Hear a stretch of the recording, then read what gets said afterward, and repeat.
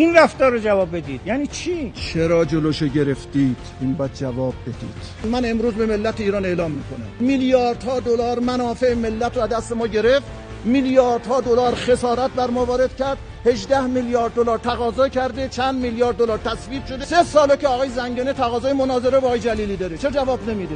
البته اینم هیچ وقت ایشون نگفته به من که بیا مناظره. بگید یک بار که گفته شد. داداش من حریفتم. من 2.5 سال پیش در آبان 1400 از شما درخواست کردم آقای جلیلی که بیای با من سر فلسطین مناظره کنی. چرا فرار کردی؟ تا بعد از مناظره مردم بفهمن که شما چه خسارات جبران ناپذیری به کشور زدی. بعدش ببینم شما رود میشه تو خیابون راه بری؟